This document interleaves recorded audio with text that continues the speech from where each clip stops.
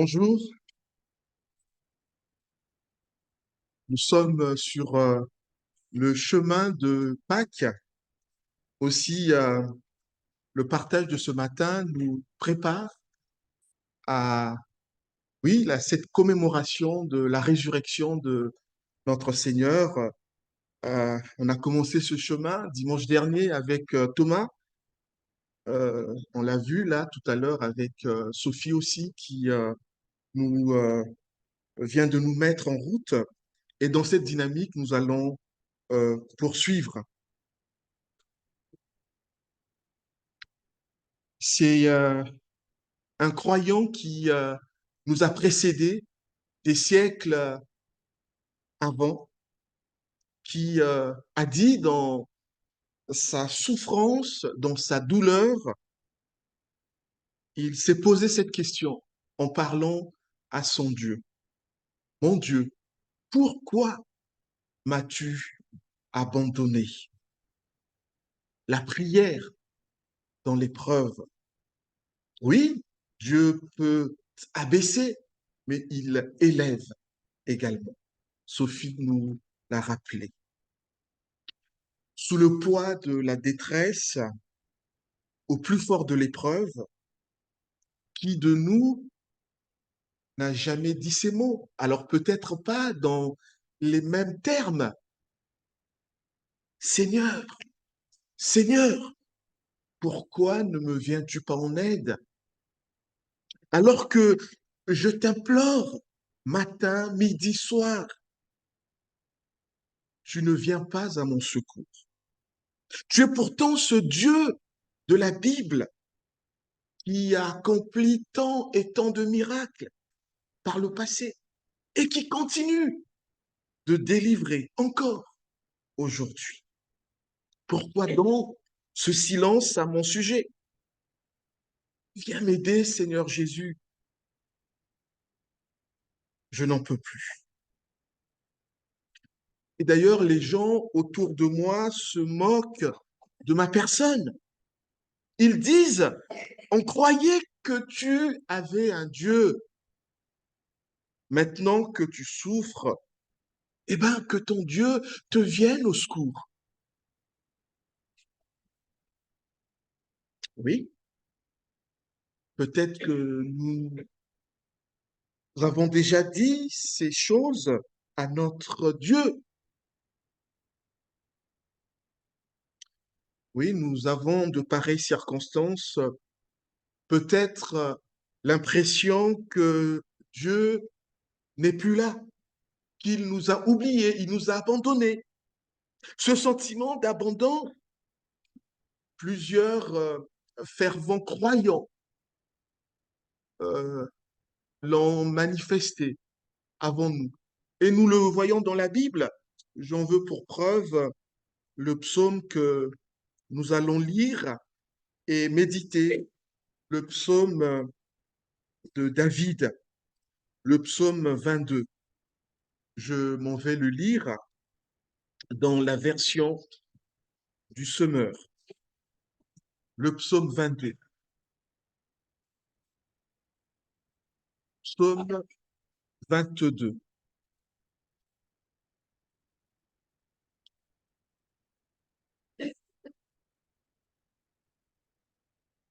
Au chef de chœur, psaume de David, à chanter sur la mélodie de biche de l'aurore.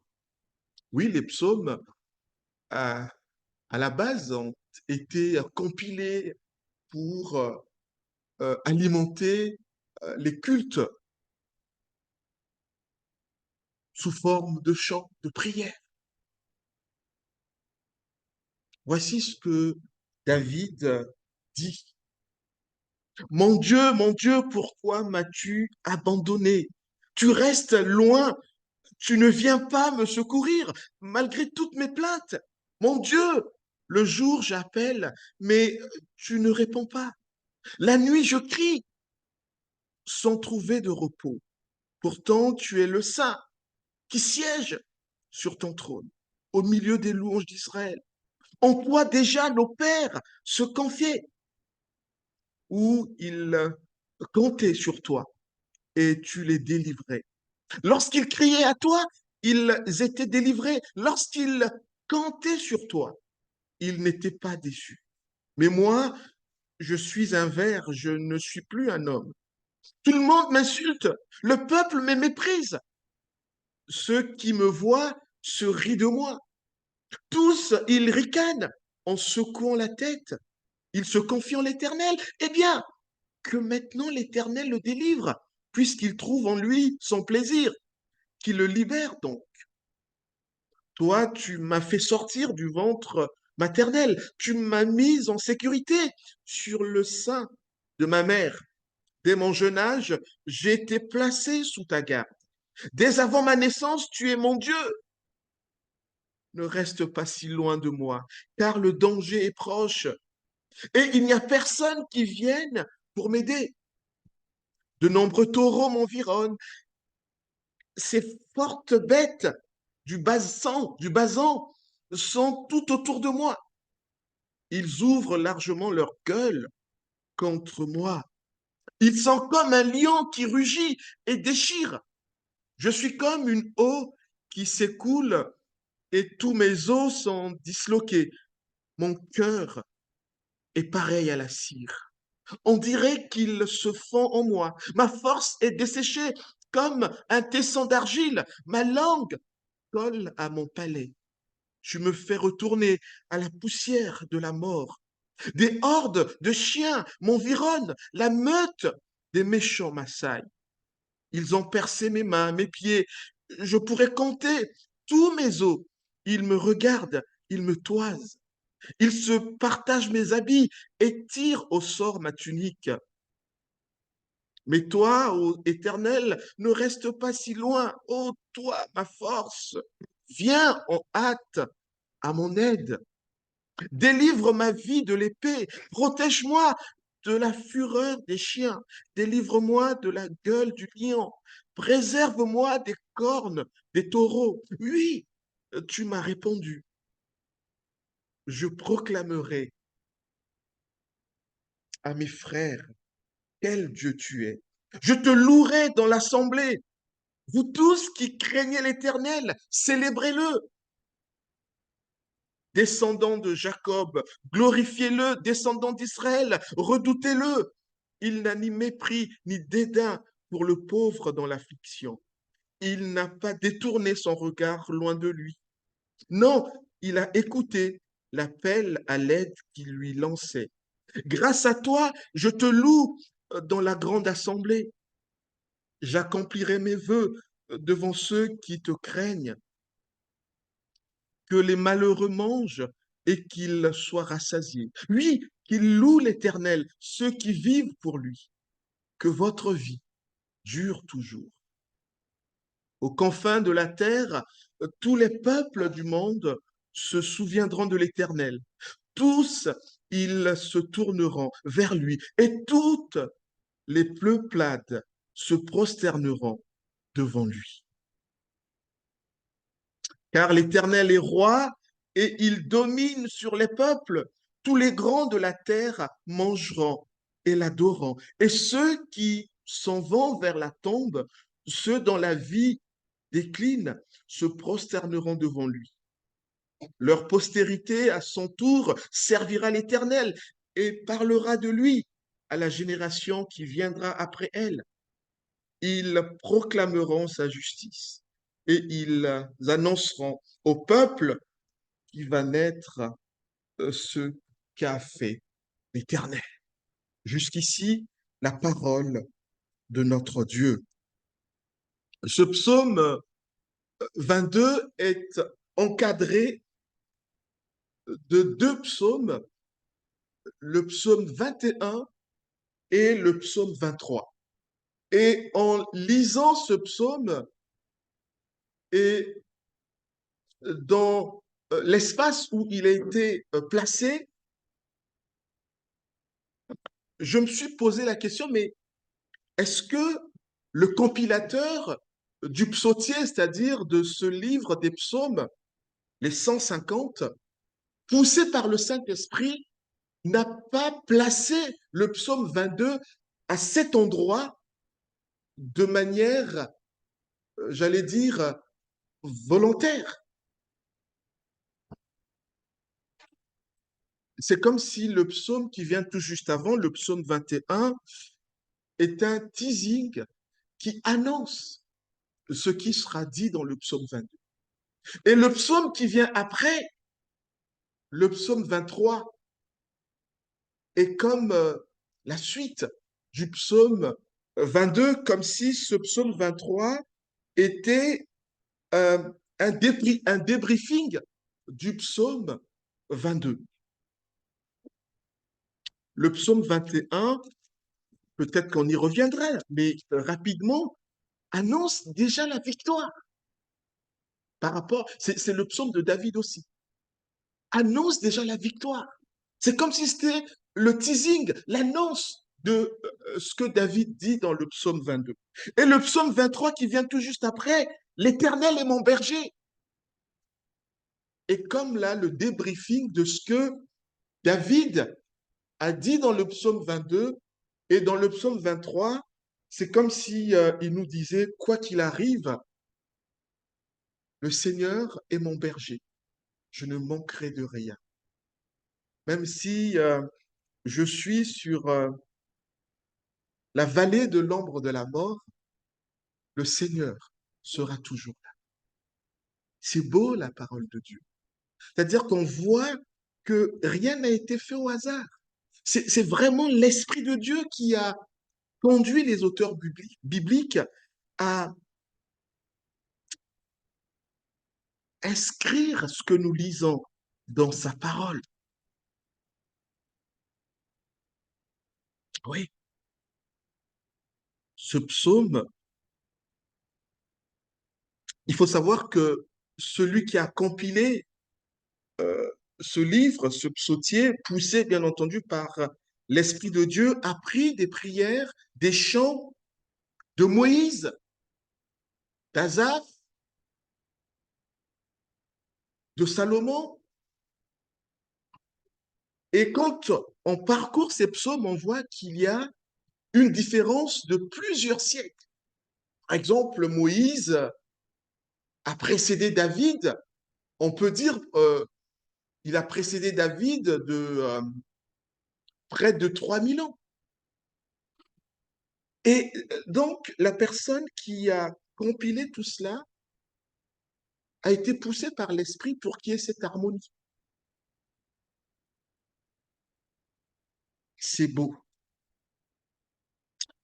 La plainte d'un croyant en souffrance, les 11 premiers versets.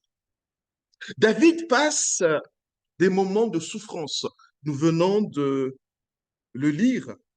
Il est certainement ici accablé de tristesse, à en mourir, comme quelques siècles plus tard, on verra notre Seigneur aussi être accablé de tristesse, à en mourir lorsqu'il sera à Gethsemane.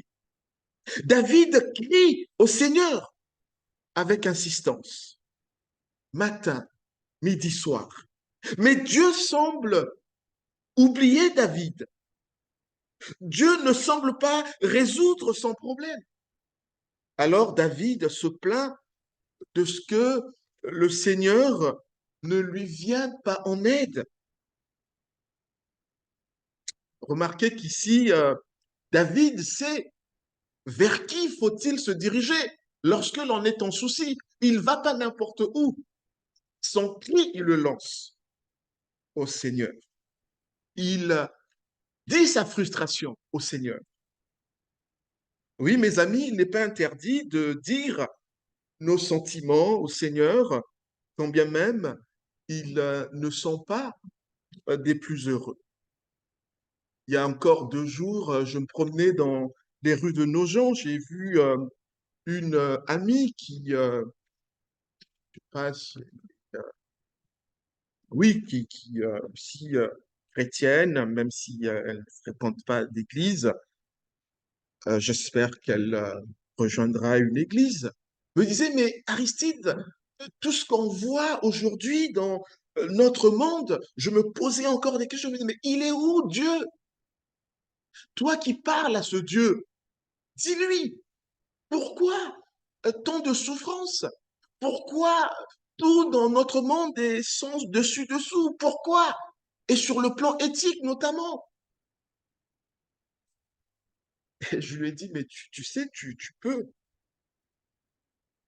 aussi parler à Dieu. Cette frustration que tu as, tu peux le dire à Dieu, tu peux lui poser la question. Alors peut-être que cet ami-là écoutera ce message, mais oui, je lui disais, mais tu peux aussi parler à Dieu. Tu peux lui signifier ta frustration, ta souffrance. Oui, il n'est pas interdit. Nous pouvons nous le permettre, car en plus d'être notre Seigneur, Jésus est notre ami. D'une, et de deux, il est notre frère, qui plus est, notre aîné, notre frère aîné. Donc, nous pouvons lui dire. Alors, oui, nous pouvons lui partager tout notre désespoir. Jésus est solidaire avec tous les chrétiens qui souffrent parce que lui-même nous a précédés dans la souffrance. Pour autant, il me semble que l'empathie de Jésus à notre égard ne justifie pas que l'on puisse seulement dire merci à notre Seigneur lorsque tout va bien. Mais nous devons aussi euh, nous approcher de notre Seigneur, euh, oui, quand bien même tout fout le camp, quand bien même tout semble ne pas marcher dans nos vies. Nous devons aussi, là, oui, il me semble que malgré ses plaintes, David, oui, continue quand même de placer sa confiance dans le Seigneur. La foi de David en Dieu ne consiste pas simplement à passer des marchés avec lui. Pour David, Dieu n'est pas une source magique où puiser des bénédictions. Malheureusement, aujourd'hui, plusieurs personnes ont fait de Dieu une source magique de bénédiction. Dieu est loin de ça. Tout au contraire, comme nous allons le voir, la confiance de David en Dieu ne repose pas sur de mauvaises motivations. À y regarder de plus près, Dieu n'abandonne pas ses enfants. Peu importe les circonstances, heureuses ou malheureuses, Dieu aime et veille sur ceux qui lui appartiennent. David ici a le sentiment que Dieu l'a abandonné, mais ce n'est qu'un sentiment. Ce sentiment d'abandon, nous-mêmes l'avons aussi lorsque nos prières semblent n'être pas exaucées. Je l'ai déjà dit, oui, semble ne pas être exaucées, mais souvent, c'est une mauvaise perception de notre part parce que pour Dieu, la réponse peut être oui à notre prière, mais elle peut être aussi non, mais elle peut être aussi attends. Donc la réponse de Dieu, c'est pas seulement lorsqu'il nous dit oui, mais sa réponse, c'est aussi non, c'est aussi attends. Mais même lorsqu'il nous dit attends, c'est pour notre bien. Lorsqu'il nous dit non, c'est pour notre bien, parce qu'il a une longueur d'avance sur nous. Il sait ce qui est bon pour nous. C'est comme pour les parents. Ils ne disent pas oui à tout ce que les enfants demandent. Il y a des parents dans la salle. Ils évaluent le bien de l'enfant et en fonction de ce bien, ils vont orienter leur réponse. Elle pourrait être oui, non, peut-être plus tard.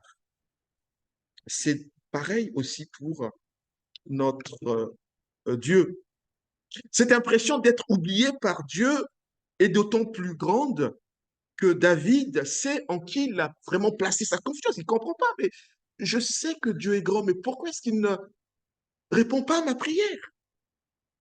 J'ai pourtant placé ma confiance en lui, en ce Dieu unique qui est digne de louange. Il mérite la louange parce qu'il est puissant, il est grand, il est fidèle. Mais pourquoi est-ce qu'il ne me vient pas en aide? Il est amour. Afin de se donner du courage dans sa souffrance, David jette un regard rétrospectif sur l'histoire. Il regarde sur le rétroviseur, dans le rétroviseur. C'est ce que nous avons lu. D'abord, il sait que par le passé, Dieu est venu au secours de son peuple, de ceux qui ont précédé David, de ses aïeux.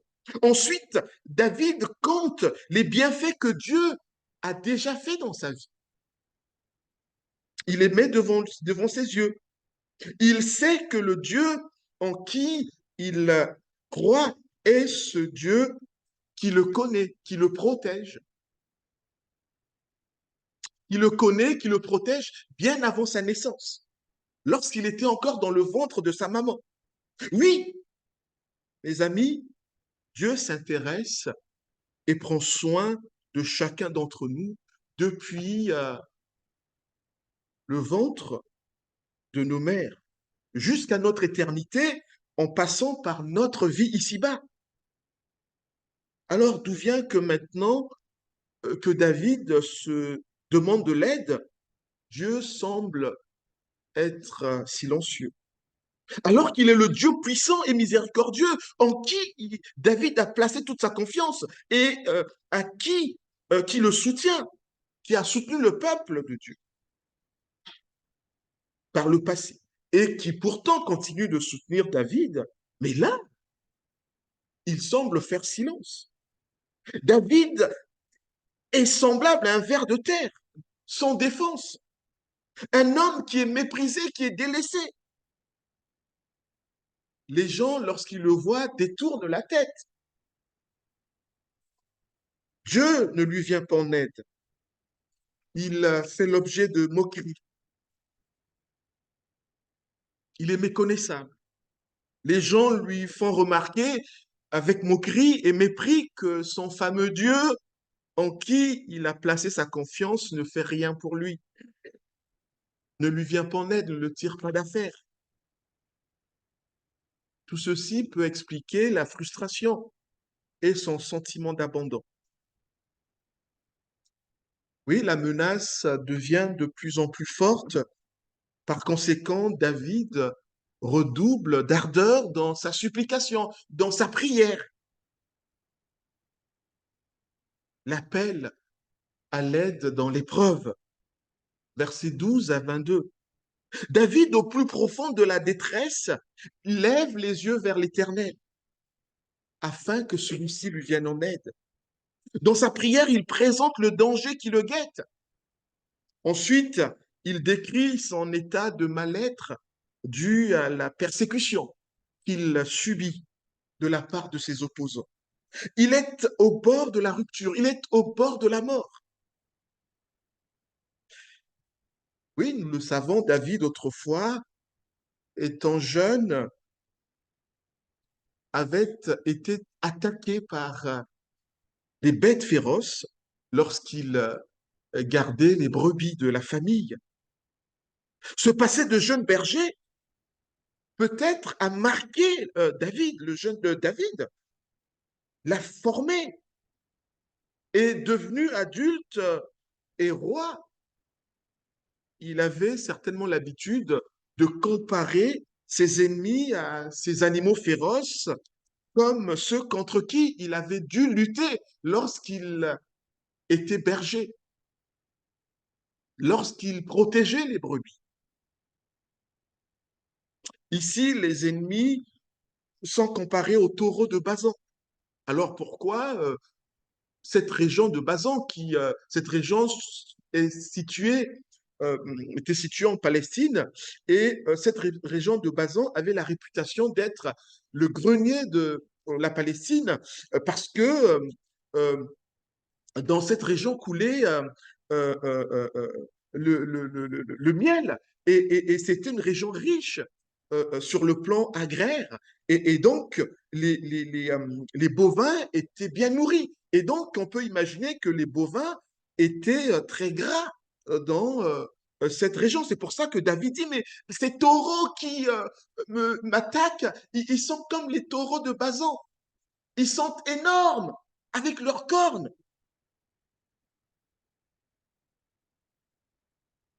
Oui. Peut-être que le bétail dans cette région profitait de l'abondance de céréales qui s'y trouvaient. Afin de montrer la force des ennemis qui l'entouraient, l'encerclaient, David compare donc ses agresseurs à ces taureaux de Basan bien forts et munis de leurs cornes. Alors, oui, euh, je renvoie à votre imagination. Peut-être que vous n'avez jamais été dans une arène, moi j'ai jamais été, mais peut-être que vous avez vu à la télé comment sont les taureaux qui, lorsqu'ils sont lâchés ou dans l'arène et tout, euh, comment est-ce qu'ils sont? C'est des bulldozers. David ne s'arrête pas là, dans le but de continuer à décrire le côté obscur, sombre de ses ennemis, la dangerosité de ses ennemis. Il les compare aussi à des chiens, peut-être à des chiens enragés. Il compare aussi ses adversaires à des lions. Et nous connaissons tous la férocité des lions, la dangerosité de leur gueule. Oui, que faire face à de tels ennemis qui vous entourent? Des ennemis comparés à des animaux féroces, tels un taureau, tel un chien, tel un lion. David a raison d'invoquer son Dieu. En effet, David sait que Dieu est plus fort que tous nos ennemis, aussi puissants soient-ils. Et Dieu est plus fort que notre épreuve. Et David était conscient de cela. En parlant d'ennemis, il faut préciser que pour nous qui sommes arrivés au temps de la fin, au temps de la nouvelle alliance, notre ennemi, ce n'est pas forcément le pays ou une nation païenne, comme à l'époque de David. Notre ennemi, la Bible nous dit, euh, eh ben, c'est toutes ces forces maléfiques. Et je vous renvoie à Éphésiens chapitre 6. Notre ennemi, c'est pas la personne faite de chair comme nous, même si elle nous veut du mal. Mais ce sont les puissances qui sont derrière cette personne qui est réellement notre ennemi. Le psalmiste, dans cette chanson, qui est aussi une prière, nous détaille son état de faiblesse causé par ses ennemis. À cause de ses nombreux ennemis très méchants qui en veulent à sa vie, David sent toute sa force le quitter, comme de l'eau qui se répand sur le sol. Euh, dans sa bouche, sa langue colle à son palais parce qu'il a certainement soif. Nous avons déjà certainement fait l'expérience aussi de cet état de choses. David est impuissant, sans défense. Ses adversaires viennent, prennent tout de lui, même ses vêtements. Oui, à l'époque, il était de coutume que lorsque tu perdais le combat, eh ben, le vainqueur venait arracher les vêtements du vaincu, tel un butin de guerre. Et c'est ce qui se passe ici. Mais nous pouvons dire, au regard de ce psaume, quelle que soit l'angoisse, la détresse, la frayeur, le désespoir, la désolation, comme David, tournons nos yeux vers notre Dieu. Il a le pouvoir de nous venir en aide. Plus que tout autre ennemi, sachant qu'il y en a un qui est toujours aux aguets. Et l'apôtre Pierre nous met en garde lorsqu'il dit, ne vous laissez pas distraire, soyez vigilants. Votre adversaire, le diable, rôde autour de vous comme un lion rugissant qui cherche quelqu'un à dévorer. Et Pierre ne s'adressait pas à des non-croyants. Il ne s'adressait pas à des non-chrétiens, il s'adressait au peuple de Dieu. Il s'adressait aux chrétiens. Et donc, il met en garde les chrétiens que l'ennemi, le diable, il est là, il est aux aguets. Et cette parole est aussi pour nous. Afin de faire face au diable, suivons le conseil de l'apôtre Paul, qui dit, puisez votre force dans le Seigneur et dans sa grande puissance. Revêtez-vous de l'armure de Dieu afin de pouvoir tenir ferme contre toutes les ruses du diable. Car nous n'avons pas à lutter contre des êtres de chair et de sang, mais contre les puissances, contre les autorités, contre les pouvoirs de ce monde des ténèbres et contre les esprits du mal dans le monde céleste. Et rassurons-nous, quelle que soit la puissance de l'ennemi, notre ennemi qui est le diable, nous avons cette assurance. L'apôtre Jean nous dit, nous savons que celui qui est né de Dieu ne commet pas le péché qui mène à la mort, car le Fils de Dieu le protège. Aussi le diable ne peut-il rien contre lui. Voilà notre sécurité, notre assurance, notre consolation. Malgré les attaques de l'ennemi, nous avons cette protection. L'apôtre Paul nous encourage par ses paroles. Les tentations qui vous ont assaillis sont communes à tous les hommes. D'ailleurs, Dieu est fidèle et il ne permettra pas que vous soyez tentés au-delà de vos forces. Au moment de la tentation, il préparera le moyen d'en sortir pour que vous puissiez y résister. C'est ce que David va expérimenter. Il croit dur comme fer que l'Éternel va lui venir en aide, que l'Éternel va le délivrer. La louange est le témoignage dans la délivrance, versets 23 à 32 de ce psaume 22. Cette histoire pourrait nous donner l'impression qu'elle ressemble à des scénarios des films d'Hollywood où le héros est toujours victorieux. À la fin, le héros gagne toujours. Avec le Seigneur, sur le plan matériel et social, la perte ou le gain, la défaite ou la victoire, l'échec ou la réussite s'apparentent toujours à la réussite et au succès. Tel un arbre planté près d'un cours d'eau qui produit du feuillage en toute saison.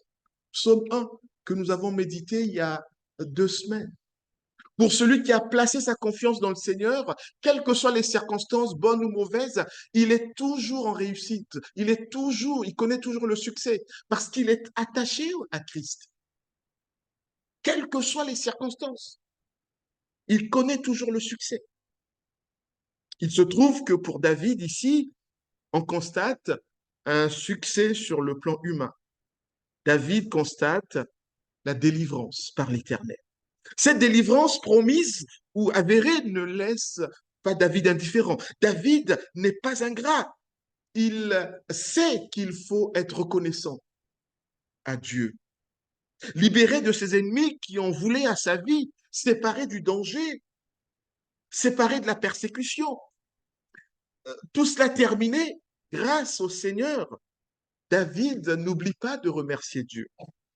Il remercie Dieu publiquement afin d'honorer l'Éternel.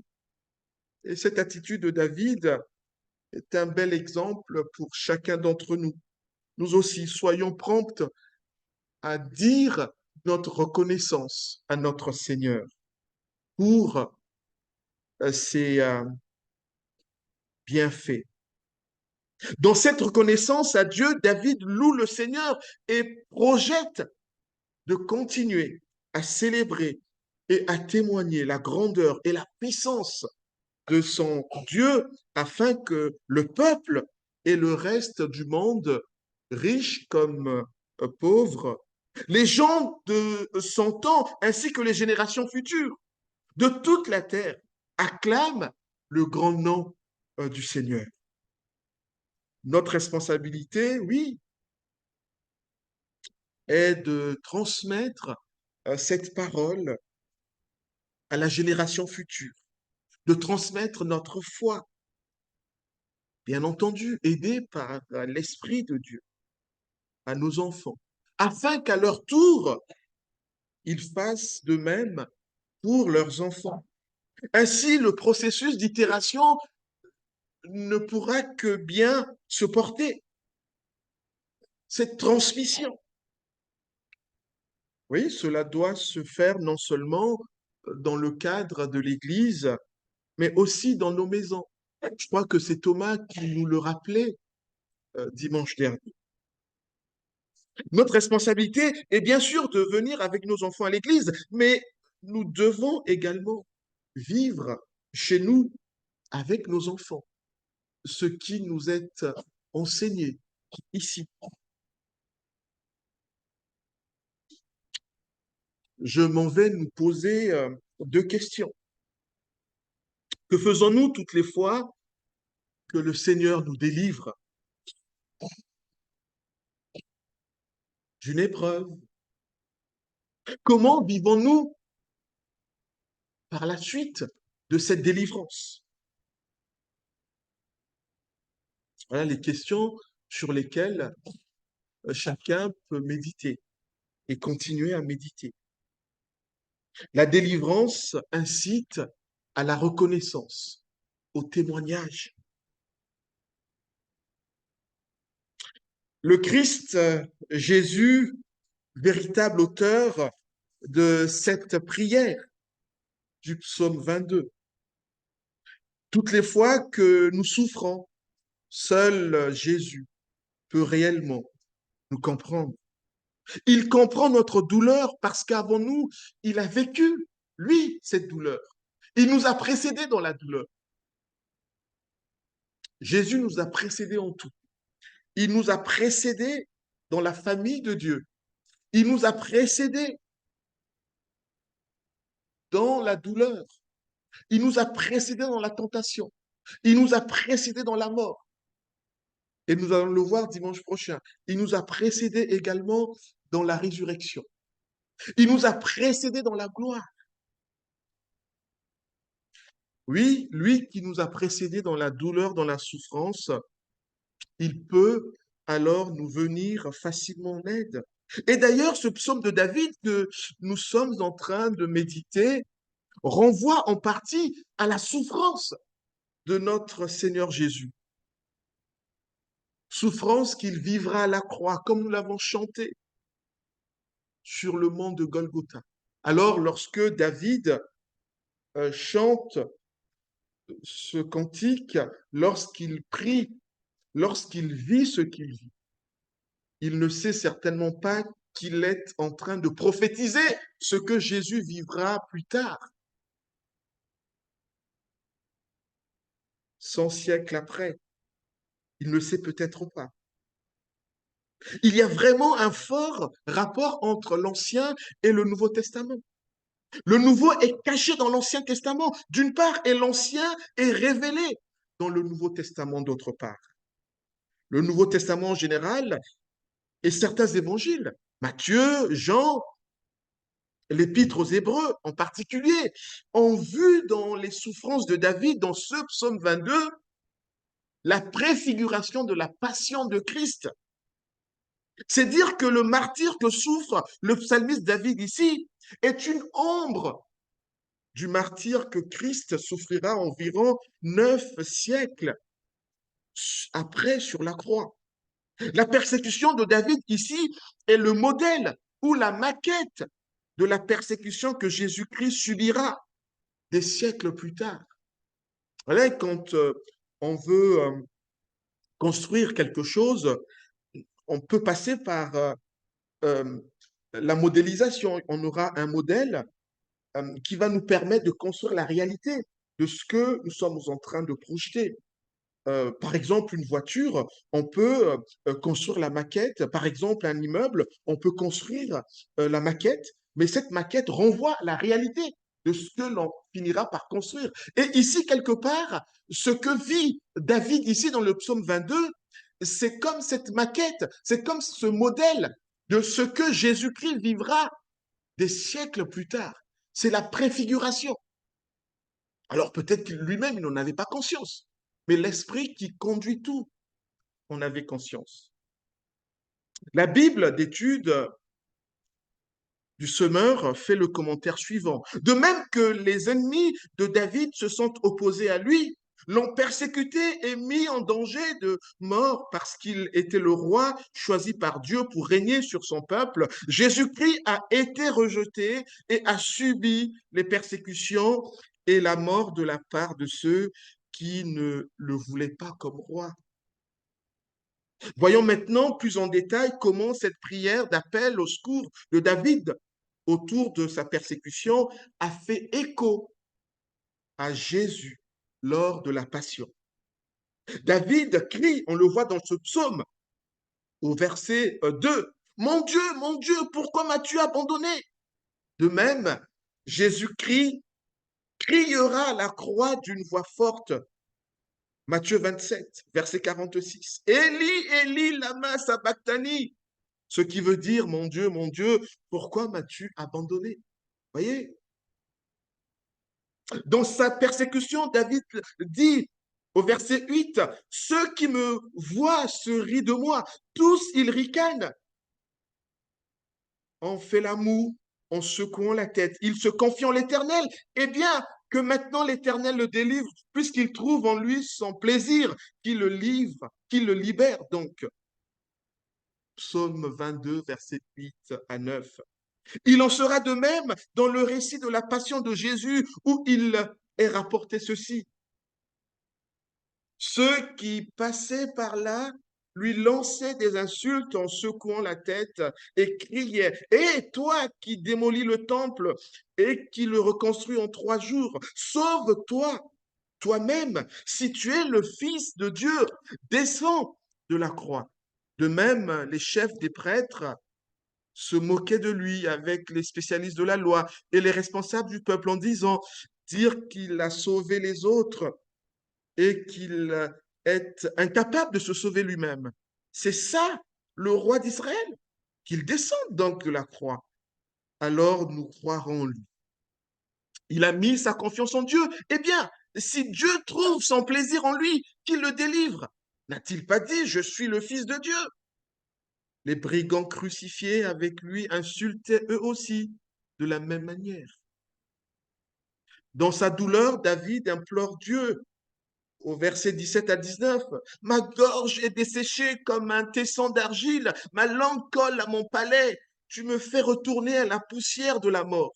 Des hordes de chiens m'environnent, la meute des méchants m'assaille. Ils ont percé mes mains, mes pieds, je pourrais compter tous mes os. Ils me regardent, ils me toisent, ils se partagent mes habits et tirent au sort ma tunique. De même, les évangiles nous apprennent au sujet de Jésus ce qui suit. Jean chapitre 19, versets 23, 24, 28, 30. Lorsque les soldats eurent crucifié Jésus, ils prirent ses vêtements et en firent 4 parts, une pour chacun d'eux. Restait la tunique qui était sans couture, tissée tout d'une seule pièce de haut en bas. Les soldats se dirent entre eux, au lieu de la déchirer, tirant au sort pour savoir qui l'aura. C'est ainsi que s'accomplit cette prophétie de l'Écriture. Ils se sont partagés mes vêtements, ce que nous voyons dans le psaume 22. Et ils ont tiré ma tunique au sort. C'est exactement ce que firent les soldats. Après cela, Jésus, sachant que désormais tout était achevé, dit pour que l'écriture soit accomplie, c'est-à-dire l'écriture, ce que David avait vécu pour que ça s'accomplisse. J'ai soif. Près de là se trouvait un vase rempli de vinaigre. On attacha donc une éponge imbibée de ce vinaigre au bout d'une branche d'hysope et on l'approcha de la bouche de Jésus. Quand il eut goûté le vinaigre, Jésus dit, tout est accompli. Penchant la tête et rendit l'esprit. Jésus a repris les paroles de David, verset 23, pour montrer la solidarité qu'il y a entre lui et ceux qui ont placé leur confiance en lui. Car Jésus qui purifie les hommes de leurs péchés et ceux qui sont ainsi purifiés partagent la même humanité. C'est pourquoi il n'a pas honte de les appeler ses frères. Lorsqu'il dit à Dieu, je proclamerai à mes frères quel Dieu tu es, je te louerai dans la grande assemblée. Il dit aussi, pour moi, je mettrai toute ma confiance en Dieu et encore me voici avec les enfants que Dieu m'a donnés. Hébreux chapitre 2, versets 11 à 13. Tout comme David a été libéré de l'oppression de ses ennemis et qui voulait sa mort, Jésus, le Messie, connaîtra une libération de la mort par un miracle extraordinaire, la résurrection. Dans une semaine, nous allons justement célébrer cette grande victoire de tous les temps. J'ai nommé la résurrection du Christ. Nous allons vers la fin de notre partage, de la souffrance à la joie. Ce psaume que nous venons de méditer commence par un cri de détresse et se termine par des cris, mais cette fois-ci de joie. David a souffert seul dans le silence. Maintenant qu'il est délivré, il partage sa joie avec toute l'assemblée. Il a été abaissé. Là, il est élevé. Dans ce psaume, David, alors écrasé par l'épreuve, dans sa lamentation poussée par l'Esprit de Dieu, il décrit littéralement les souffrances que le Messie connaîtra des siècles plus tard. Le psaume 22 est l'ombre de ce que Jésus a connu à la croix. À travers ce psaume de David, nous pouvons ressortir au moins une vérité. C'est qu'une personne peut avoir confiance dans le Seigneur et malgré tout être dans une profonde détresse. Oui, on peut euh, euh, connaître le Seigneur et aussi être dans la détresse. Nous ne devons pas toujours interpréter la souffrance comme le signe d'un péché qui est caché dans nos vies ou un péché non confessé. Je me rappelle, il y a quelques années, je sortais à peine de l'hôpital où j'avais fait pratiquement une année. Et là, je rencontre un ami, enfin un ami, une connaissance. Il me dit, mais t'as maigri, hein, qu'est-ce qui s'est passé? Donc je lui explique les faits et tout. Ben, j'étais à l'hôpital, je suis resté longtemps et tout, voilà. Et il me regarde, il me dit, ah, je te conseille d'aller confesser tes péchés. Hein. Alors oui, peut-être on peut être dans euh, des souffrances à cause de notre péché, mais pas toujours. Ce lien n'est pas systématique. Nous ne devons pas toujours interpréter la souffrance comme le signe d'un péché caché et non confessé. La foi est en aucun cas un vaccin contre l'épreuve et la souffrance. Ce n'est pas parce que nous avons la foi que nous ne connaîtrons pas d'épreuves. Notre consolation est que dans la souffrance, Christ est aussi avec nous. Bien avant nous, le Christ, le Messie, a souffert. Alors il nous comprend lorsque nous souffrons également. Bien avant nous, les méchants se sont moqués de Christ. Il nous comprend lorsque nous sommes humiliés. D'ailleurs, ce qui importe, ce n'est pas tant les moqueries des gens, mais c'est d'être rassuré de la valeur que nous avons aux yeux de notre Dieu. C'est ce qui compte le plus. Comment est-ce que Dieu me voit? Peu importe la perception qu'a le monde sur moi. Mais ce qui compte, c'est la valeur que j'ai aux yeux de mon Seigneur. Même éprouvés, avons-nous le droit de marchander avec Dieu lorsque nous sommes éprouvés d'une manière ou d'une autre, sachant que le Seigneur ne nous doit absolument rien. C'est nous qui lui sommes au contraire redevables. Mais c'est pas lui, il ne nous doit rien. Par sa mort à la croix, il a tout réglé en notre faveur. Même si le Seigneur n'est pas obligé de nous guérir ou de nous sortir de la mauvaise passe, force est de constater que lorsque l'épreuve nous presse, nous pouvons être tentés d'agir vis-à-vis de Dieu comme s'il nous était redevable. Comment réagissons-nous lorsque nous apprenons une grave maladie nous concernant ou touchant un de nos proches? Alors, on peut avoir une attitude qui soit contraire à la parole de Dieu dans ces circonstances. Mais il me semble que nous n'avons pas à juger la personne qui pourrait angoisser suite à une mauvaise nouvelle concernant sa santé ou qu'autre chose. Jésus lui-même a été angoissé à l'idée de devoir affronter la fin de vie. Je vous renvoie à Matthieu chapitre 26, les versets 36 à 38. Cet épisode qui rentre dans cette phase de la passion. Là-dessus, Jésus arriva avec eux en un lieu appelé Gethsemane. Il dit à ses disciples, asseyez-vous ici pendant que je vais prier là-bas. Il prit avec lui Pierre et les deux fils de Zébédée.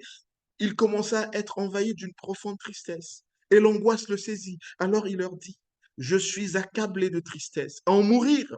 Restez ici et veillez avec moi. Puis il fit quelques pas, se laissa tomber la face contre terre et pria ainsi, ô Père, si tu le veux, écarte de moi cette coupe, c'est-à-dire cette mort qui arrive. Toutefois, que les choses se passent, non pas comme moi je le veux, mais comme toi tu le veux. C'est merveilleux parce que notre Seigneur nous a précédés également dans la dépression. C'était une forme de dépression. On entend souvent, ah ben oui, si tu es chrétien, tu peux pas passer par la dépression. Et c'est pas biblique. Nous pouvons être en phase de dépression. De la même manière qu'on peut avoir la grippe, on peut aussi avoir la dépression. De la même manière que nous nous laissons soigner lorsque nous avons la grippe, eh ben, nous devons aussi nous laisser soigner lorsque nous sommes dépressifs. On entend souvent qu'un chrétien ne peut pas consulter un psychologue, mais c'est faux. C'est faux, mes amis. Lorsque nous sommes blessés, on se fait soigner. Il y a des maladies somatiques, mais il y a des maladies qui relèvent de notre psychique. Et nous devons nous laisser soigner aussi. Et c'est une bonne nouvelle. Notre Seigneur nous a précédés dans l'angoisse, dans la dépression. Alors, n'ayons plus honte lorsque nous-mêmes nous passons par ces phases. Dans la délivrance, ne manquons pas de célébrer et de témoigner la grandeur de notre Seigneur et Sauveur Jésus. Faire une action de grâce à Dieu, c'est le remercier. Paul invite les chrétiens à ne jamais manquer d'accompagner leurs prières de remerciement. Ne soyons pas ingrats, mais au contraire, soyons reconnaissants au Seigneur pour les prières déjà exaucées, mais aussi pour celles qu'il n'a pas encore ou pas du tout exaucées selon nos attentes. Si nous prenons le temps de compter les bienfaits de Dieu, nous ne manquerons pas, mes amis, de le remercier, même en situation d'épreuve. Voilà, il s'agit là vraiment d'un remède, d'un bon remède lorsque nous passons par des moments difficiles. C'est de continuer à regarder à notre Seigneur. Ainsi soit-il.